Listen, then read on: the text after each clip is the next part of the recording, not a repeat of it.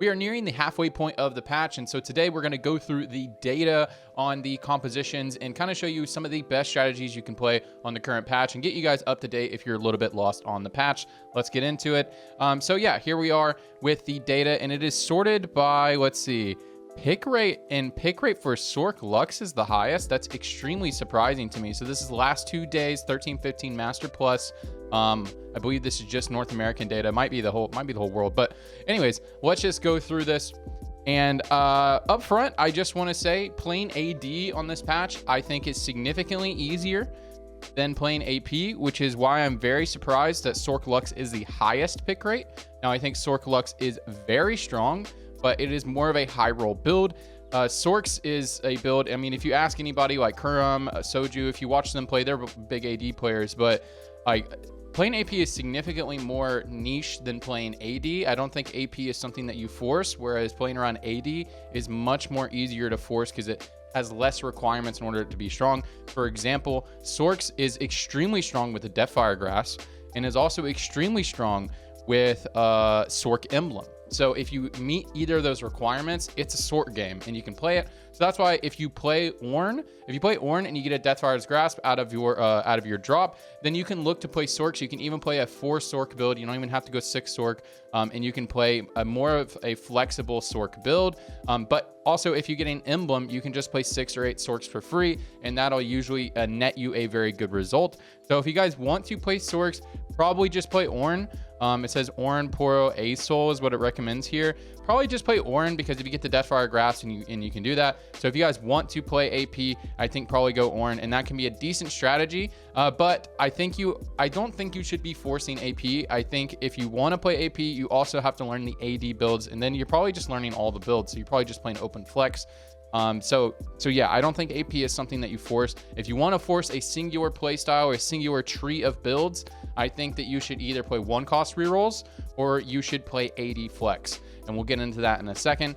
And then the other AP build that you could play is Invokers, but Invokers is also another build. And I'm a big Invoker player, but I only play it when I like high roll the opener. I have some AP items, maybe I start the game with a Soraka and a Karma. And then I play them on my board so that I can get offered like the Invoker augments mid game. Like Invoker Heart is extremely strong. I think it's called Loving Invocation, the one where every time you cast, your team gains AP. That one's extremely strong as well. Combat Caster, that augment is extremely strong. So if you get offered any of those and you have some good items to play AP, you can definitely play Invokers as well. It's quite nice. All right, now let's get into the AD flex boards. In the AD flex boards, as you can see, it says Zon, Zeri, Urgot. And so you might be thinking, so this has a really good average placement, even with a decent pick rate, and the top 4 rate is very strong. So you might be thinking, oh, the meta is you just play Zon, Zeri every game. Here's the deal with playing AD and playing Zeri. Zeri is the superior AD carry to Aphelios, and has been for the past 2 patches, despite a lot of people playing Aphelios last patch. Zeri was already better, so that's why it was really confusing to me, where they buffed Zeri's build by making Zon easier to play, which was definitely warranted. That was great addition to the game, but they didn't give Aphelios any love in that process. So I think if you want to play AD flex, you look to play Zeri, but if Zeri is too contested or you're not hitting, then you play Aphelios. And especially if you play Aphelios, you want to have at least 2 combat augments. 3 combat augments feel quite nice, but I've been personally playing 1 econ plus 2 combat. I really like that combination.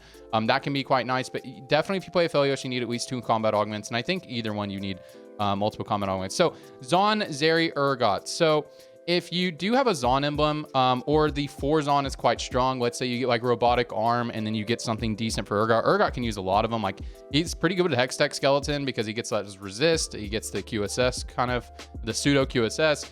Or if you get another like offensive one for Urgot, that's fine too. So if you do want to play a lot of Zons, that's fine. If you want to play the 4 Zon, if you get emblems, you can play 6 Zon, that's quite strong. But the point that I'm trying to make here is you don't have to force Zons. Like, Zon is not the way. And let me just show you guys something. Here's a team builder. Guys, a very good template to play from if you want to play AD Flex, and I'll probably do a separate guide just on playing AD Flex. I think that'd probably be helpful to a lot of people. But you just buy these 3 units. You buy the Freljord units and you play from there. Now that sounds pretty simple, right? Now how do you fill out the rest of your board? So you're going to fill out the rest of your board. This is how you always want to cap your board, with legendary units. So you're going to play, if you get Senna dropped, and this is if you're playing Aphelios or if you're playing Zeri. Sometimes you don't play Senna in Aphelios build if you're like sticking to, like, if you have some Deadeye emblems, you're going to do some tech with that. Like, sometimes you don't play Senna, but almost always, if you hit Senna or Scion on either of the AD builds, you are going to play them no matter what. Like, they're going on your board almost no matter what. And then after that, the other units that you can play on your board, you definitely want to try to fill out your board with legendaries if you can. Rise sometimes is good to play, especially if you have like Invoker Heart or you're like doing some Invoker tech, or the Rise is just really good. Like, it's like Freljord Rise comboed with your Freljord team is very, very, very strong. Or like you're playing Aphelios, you want to buy some time with like Bandle City. Like, sometimes that can be some tech. And then Heimerdinger is an amazing side carry if you do like Mechano Shrinko or triple Mechano. It can be quite a good side carry, but you need to make sure you have the money to do that. A lot of times I'll pick up a Heimerdinger and then I'll hit, and if I haven't hit my 2-star carries yet, I won't put him on my board yet because I can't afford him. But after I hit my 2-star carries, I'll save up a little bit of gold, I'll put him on my board, and I'll swap him out for somebody. Like, maybe I was running a Sirocco on my board, then I'll replace it with Heimerdinger, roll for my Mechano and my Shrinko, and that sort of thing. You usually won't play Belveth, and then you can play Aatrox and Nasus. So whenever you do your roll down, you're looking for Zeri or Aphelios, and then you're buying these 3 units, and you'll additionally buy the legendaries when you see them. And then you want to fill out the rest of your team with good frontliners. So sometimes you'll play, like, if you hit a 2-star Nasus, go ahead and play the 2-star Nasus. Sometimes your frontline will be like this. You know, you'll play like Warwick, Nasus, and let's say you're playing Zeri. So you have Jerry down here, and then you're playing Jinx, and then you're playing Urgots. Where's Urgod? Urgots. And now you have 4 Zon, 1, 2, 3, 4, 5, 6, 7, 8. That's 8 units, right? That can be something you roll down for there. And then let's take this away. And let's say you're playing Aphelios and you hit some legendaries, and boom, boom. And maybe you just hit a random Shin too. What do we got? 1, 2, 3, 4, 5, 6, 7. We still have an open slot. Whatever. Like, you just buy the good units, right? You play with this core and you buy the good units, and it's pretty simple on the roll down. So that's why playing AD Flex, I think, is significantly easier than playing AP, because you just get a Rage Blade, plus a Shred item, plus a Hard AD item, and you're good to go, is usually how you want to play AD Flex. And if you're thinking about itemizations, so according to the data, and this has been true when I've been playing the game, guys, building Last Whisper is quite strong, especially if you want to play Zeri. Even though you're playing Freljord, Last Whisper just feels extremely good. And you can see this build of Rage Blade and double Shred is actually performing extremely well in the data. But typically you just go Rage Blade. You need a Rage Blade. Like, it's so silly. You need a Rage Blade on almost all the in-game carries, it seems, except for like challengers.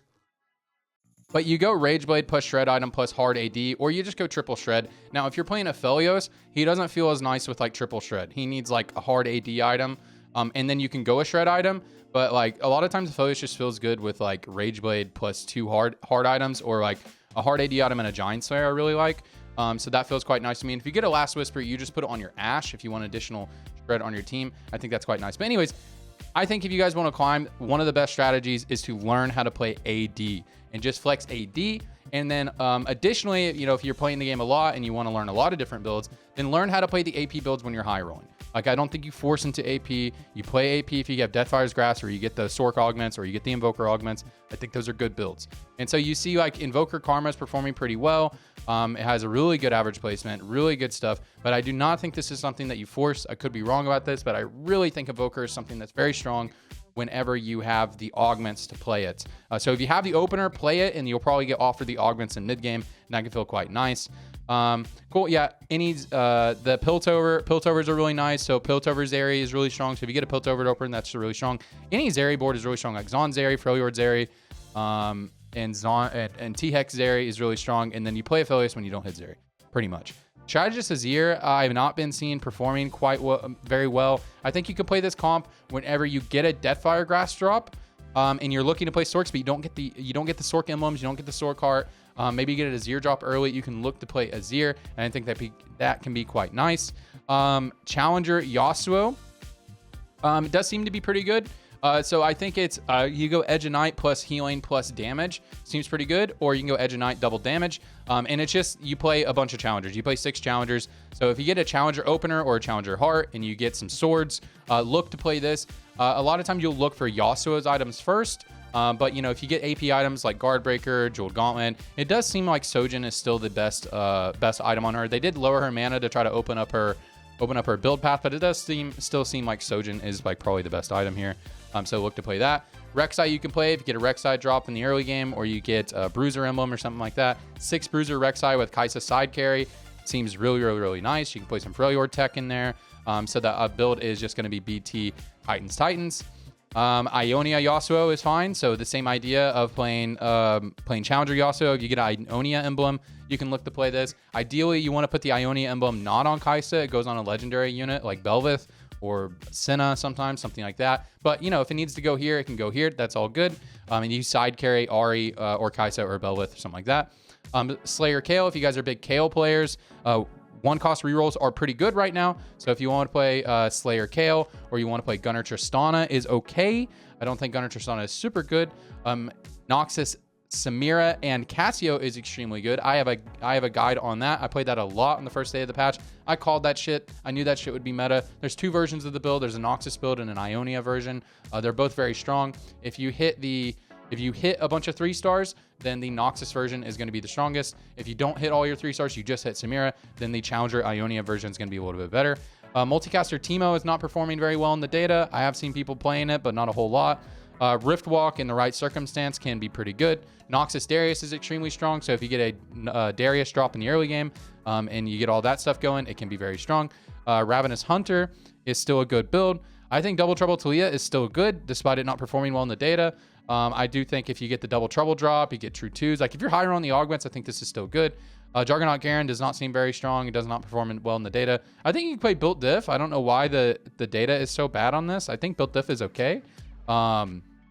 Maybe it's just Built Diff 3 is not super strong, but I think Built Diff is okay. Maybe it's just hard to play for a lot of people, so it's not performing very well. Sorcerari, of course, if you can hit all the Sork stuff and you can hit that, it's going to be quite strong.